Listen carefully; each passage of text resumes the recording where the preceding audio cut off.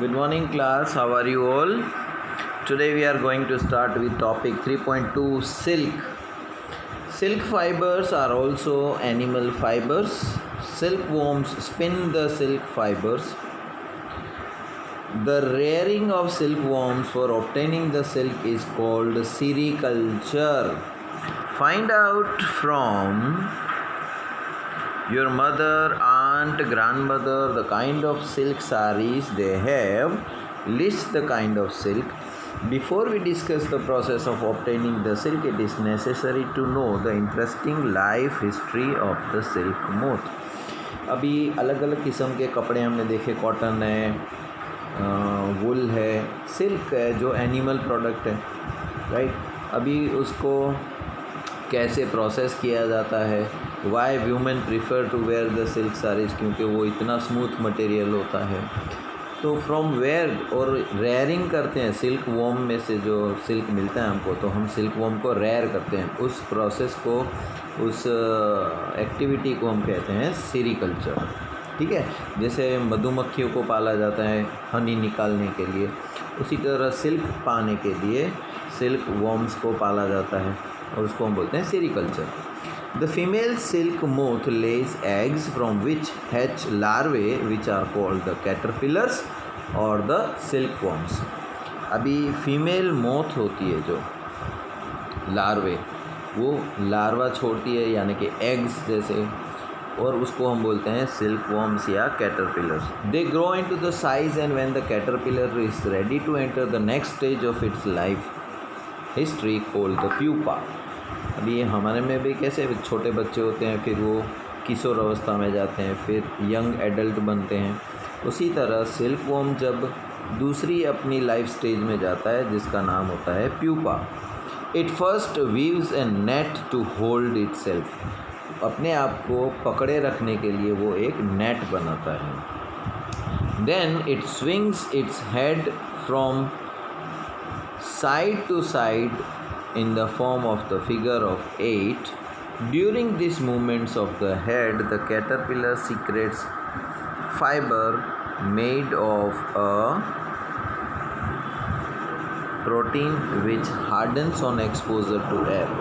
अब जब वो अपनी स्टेज, वो इंग्लिश का 8 कैसे होता है, वो अपना हेड 8 के आकार में घुमाते हुए आगे बढ़ता है उसने जो नेट बनाई है उसके ऊपर, और अपने मुंह से एक प्रोटीन छोड़ता जाता है, और वो प्रोटीन जब सूख के कड़क हो जाता है तब वो सिल्क फाइबर बन जाता है। Soon the caterpillar completely covers itself by silk fibers and turns into pupa, और वो पूरे तरह सिल्क फाइबर में लपेट लेता है अपने आप को। This covering is known as the cocoon. वो सिल्क के जो कवर बन जाता है उसके ऊपर, उसको हम बोलते हैं cocoon. The further development of the pupa into the moth continues inside the cocoon. फिर उसी के अंदर उसकी एक स्टेज बढ़ती रहती है। Silk fibers are used for weaving the silk cloth.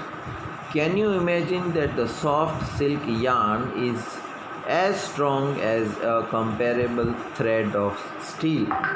तो सिल्क भले है स्मूथ, लेकिन वो स्ट्रॉन्ग भी इतना ही है ना, जितना कि एक लोहे का तार होता है। The silk yarn is obtained from the cocoon of the silk moth. There is a variety of silk moths which look very different from one another, and the silk yarn they yield is different in texture. जैसे कोई courser होता है, कोई smooth होता है, कोई shiny होता है, एट्सेट्रा।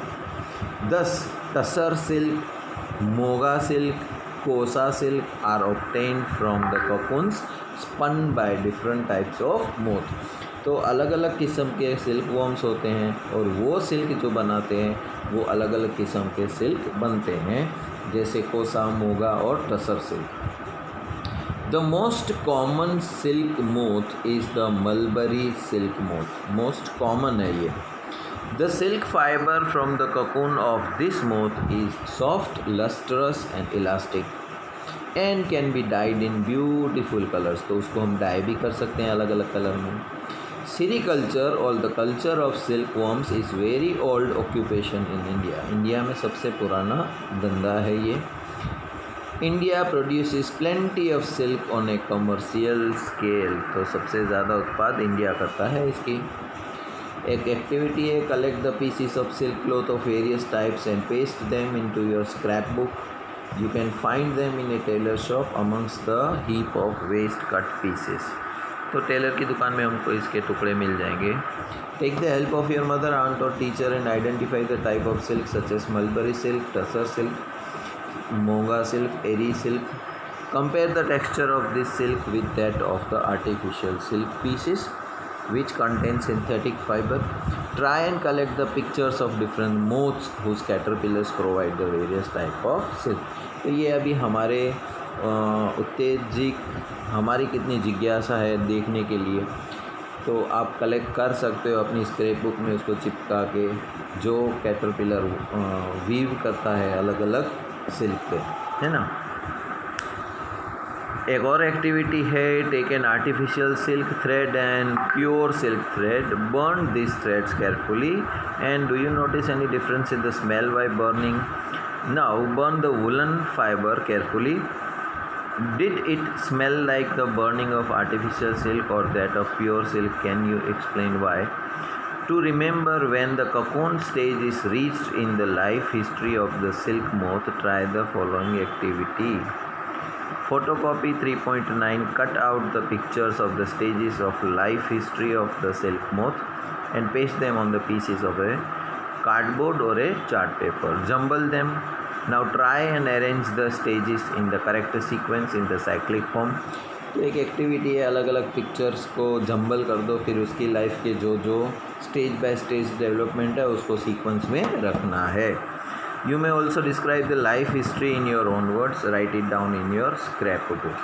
ये एक एक्स्ट्रा नॉलेज है. In India women are significantly involve in the various kinds of industries related to the silk production. बहुत सारी औरतें इसमें शामिल है सिल्क प्रोडक्शन में.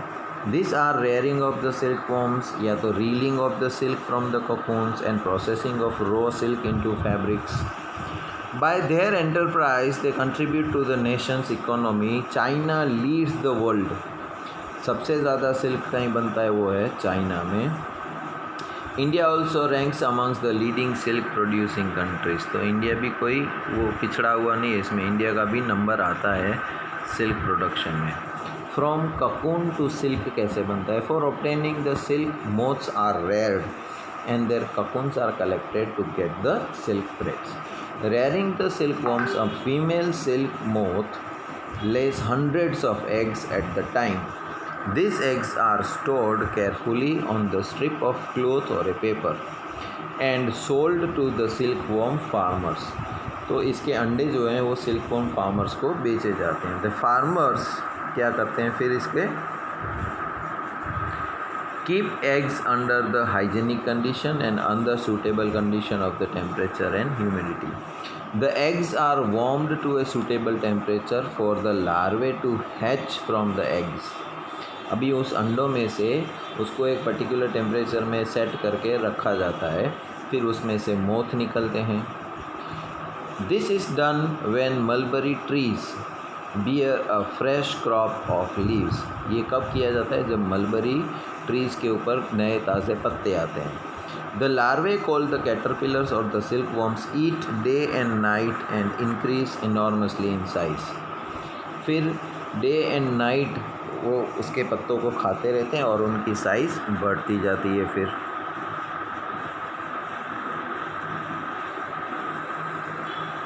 The larvae are kept in clean bamboo trays along with the freshly chopped mulberry leaves.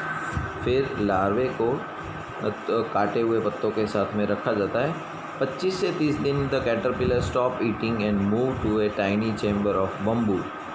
फिर 30-25 दिन बाद वो क्या करते हैं? बम्बू के एक चैम्बर में घुस जाते हैं. To spin the cocoon. फिर उनकी बॉडी के ऊपर ककून वो स्पिन करना शुरू कर देते हैं. स्मॉल रैग्स और ट्विग्स में be provided in the trays to which cocoons get attached.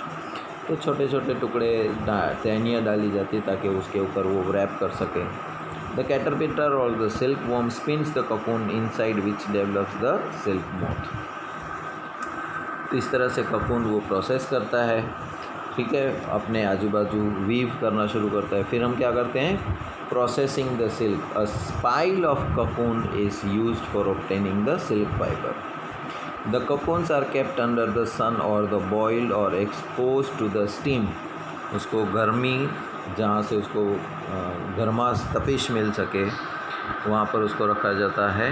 The silk fibres separate out. The process of taking out threads from the cocoon for use as silk is called the reeling of the silk. तो जो process है उसमें धागों को अलग करने का, उसका नाम है reeling of the silk. Reeling is done in special machines which unwind the threads or fibers of the silk from the cocoon.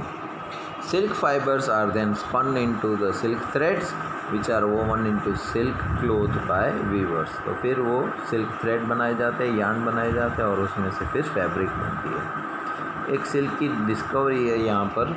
The exact time of discovery of silk is perhaps unknown. कब हुआ था ये जानकारी, exact date हमारे पास नहीं है। According to an old Chinese legend, the Empress Xi Longqi was asked by the Emperor Huangdi to find the cause of the damaged leaves of mulberry trees growing in their garden. तो mulberry trees के पत्ते जो है वो ये खा जाते हैं, है ना।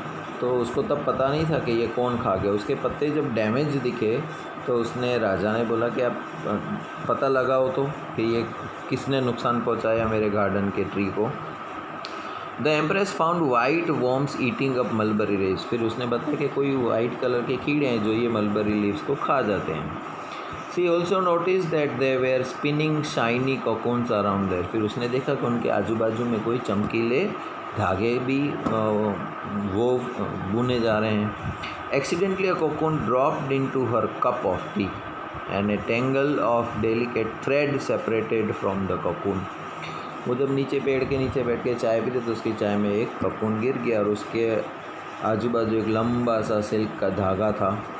Silk industry began in China and was kept closely guarded secret for hundreds of years.